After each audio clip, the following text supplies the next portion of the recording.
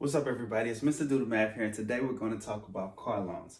Look, when you can't pay for a car cash money, you can go to a financial institution to help you pay for this car. And what they'll do is they'll buy the car, and then you'll make payments to them, right? Those are called installment loans, right? And when you're purchasing a car, it's called a fixed installment loan, which means that you're going to pay a fixed amount of money every month until that car is paid off, right? And so most installment loans or most loans that you take out for cars have they're broken up by in months, but preferably like honestly around like years, right? So like a 5-year loan, 3-year loan, or something in between that, right? And so what we're going to do is we're going to explore the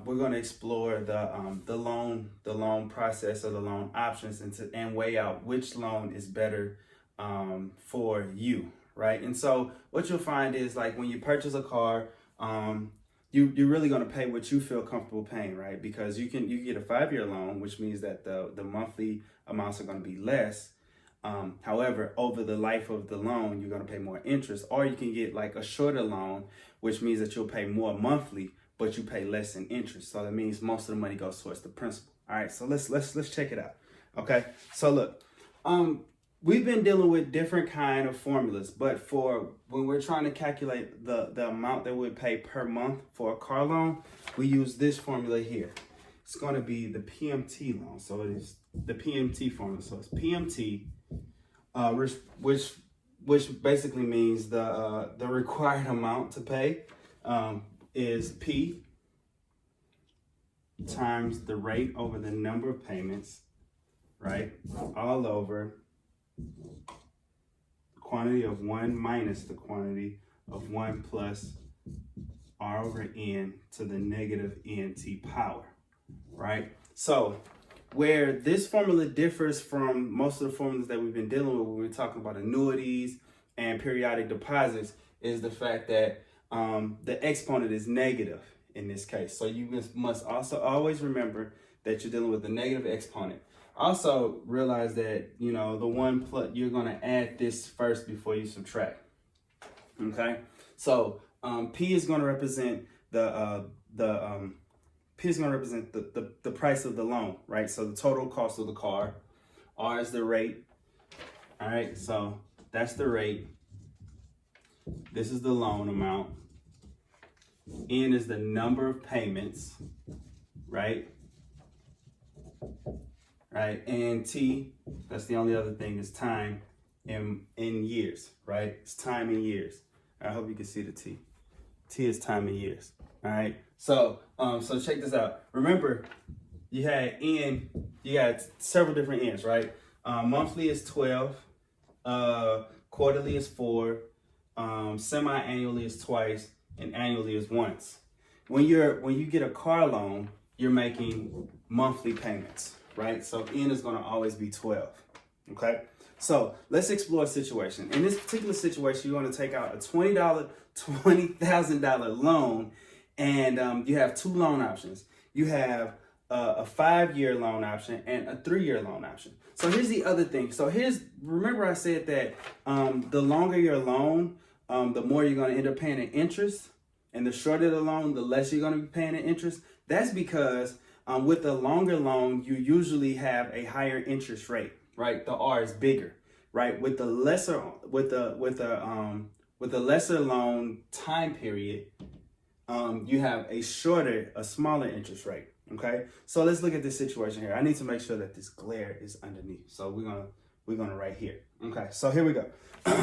We're taking out a loan for $20,000, right? So P is going to equal 20,000, right? And we have 2 loan options. We have a 3-year loan at 7% and a 5-year loan at 9%, right? So for this 3-year loan, the rate is 7%, monthly payments, and the time is 3 years, right? So we're going to calculate what our monthly payments will be, right? Based on 3 years. Okay, so here we go. So we're going to put all this information into this equation here. All right, so it's going to be P. So let's do it. P times the rate, 0.07, over the number of payments, all over 1 minus 1 plus 0.07 over 12 to the negative nt powers. Nt means n times t, which is going to be 12 times 3, which is 36, right? All right, so first things first I would do is I would change the 0.07 over 12 and the 0.07 over 12, right? So if I look at this, 0.0 over 12 is the same as 0.00583, right? So we'll change this to 0.00583.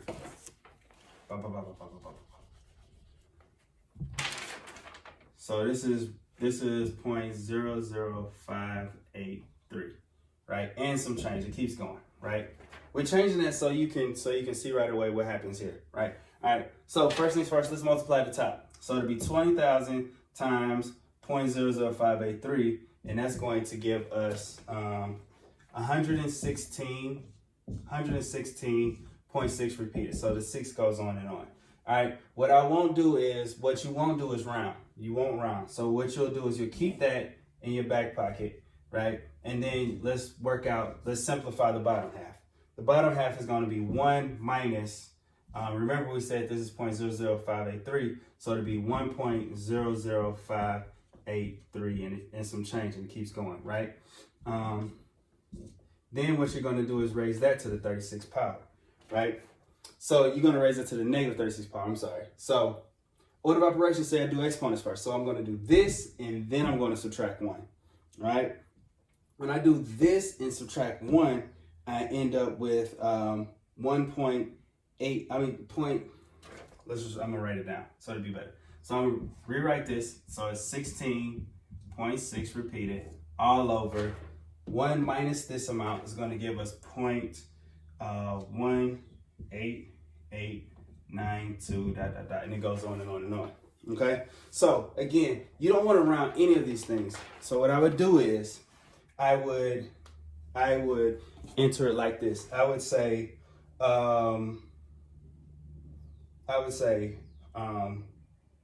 We'll do this math first, right? We'll do this math first. So it'll be 1. I'm showing you how to do it with this calculator. It'll be 1. Here we go. We got to do 1. Here we go. I'm sorry. Here we go. Parentheses. We'll do 1 plus 0.07 divided by 12. Bop, bop. Gives you that, right? Raised to the negative 36 power, right? And then you're going to subtract 1. You can see this 1 minus the answer. That gives us our 1 point, that right there, right? Now that's our new answer. Okay. So then from there, we're going to do 20,000 times 0.07 divided by 12, bop, bop, divided by the answer. And that's going to give us, you see that? 617, right? So when I do this math, I'm going to end up with 617. Where did my marker go? 617.54. 617.54. All right, and you're going to round this to the nearest dollar, so it'll be 618. So basically we're saying that a $20,000 loan at 7% interest rate, paid monthly, you're going to pay $618 a month, right? So that's your monthly fees for this particular car. All right, so we're going to put that in our back pocket. So for the, what's that, the 3-year? 3-year 7% is 618. Okay. All right. Now, the second loan is 20,000, right? 9% monthly for 5 years, right? Same formula. We're just gonna change. We're gonna change a few things, right? So this one is 9%. So the 7 becomes a 9, And it does the same thing here, 9 over 12. Now that is, it's going to be 5 times 12, so it's going to be the negative 60 power. Okay, so make sure you have that down. So 20,000 times 0.09 over 12 gives us 150, right? And then we have 1 minus 1 plus 0.09 over 12 to the negative 60th power. And that's going to give us like a 0.361 and some change. It keeps going, right? Again, from here, once you calculate this in your calculator, once you put this in the calculator like we did before, you'll then press enter to get your value. That's the new answer. You'll put 150 divided by the ANS, divided by the answer. Don't abbreviate this. I mean, don't round this, right? And that's going to give you a value of 415 and some change, right? But rounded to the nearest dollar is going to be $415. Now, so check this out. 5-year loan, 9%, you're paying $415 a month, right? So depending on where you are financially, $415 is going to be the move, right? But now let's look at this, right? So you got 2 loans, right? You got 2 loan options. 3 years at $618, 5 years at $415, right? $415 is like $200 cheaper, which sounds like the move, right? But let's see how much we've actually paid over the life of the loan, right? So now we need to calculate how much interest we're going to actually pay for both of these loans. And what you'll do is you're going to take the PMT, which is 618, times the number of payments that we made, which is 3 times 12, which is 306. 3 times 12, which is 36. I'm sorry, 36, right? And we'll see how much that is, right? When you do that math, you get 22,248, right?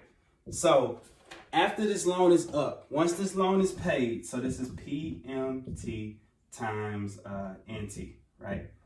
Once this loan is paid up, you've paid $22,000. This is a $20,000 loan now.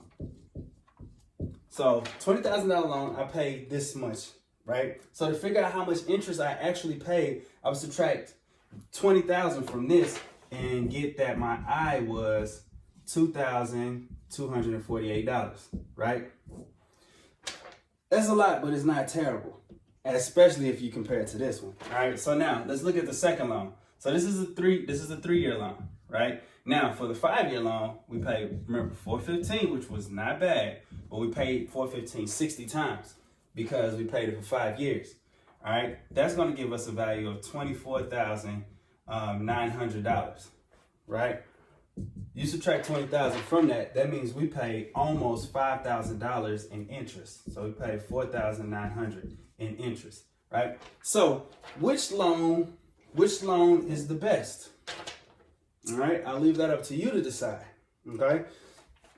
So in essence, this is what we're doing when we're calculating our car loans. We're taking the loan amount, right? We're considering the rate and the number of payments. You're always making 12 payments. I mean, you're making monthly payments, right? The other thing is the time is always in years. And the biggest change of this formula versus all the other formulas is the fact that you're raising it to a negative power, okay? Then do the math. Once you do the math, round to the nearest dollar. Round to the nearest dollar. All right, so don't worry about the change. Round to the nearest dollar, right? Now, this part is when we're calculating the interest amount, right? So in essence, what you're doing is you're multiplying the PMT, which is the answer, the answer to the monthly payments, times the number of payments you're actually going to make. 36 if you're doing a 3-year loan, 60 if you're doing a 5-year loan, right? From there, you take the difference from the actual loan amount to what you've actually paid to figure out what your interests are, okay? Cool. So that is that's car loans in a nutshell. Calculating car loans in a nutshell. When you're actually calculating a real car loan, they're going to give you this value. They're going to give you the amount of the price of the car. They're going to give you the interest rate that you qualify for, and they're going to give you like the interest options or the year options, and you can actually do this math yourself to figure out, all right, if I want to figure out if you want to go with that banking institution or this banking institution, or if you want to pay for this amount of time or that amount of time. It's really, the ball is all in your court, right? And so that is calculating car loans in a nutshell. If you have any more questions, comment below. Don't forget to like and subscribe. Mr. Do the Math out.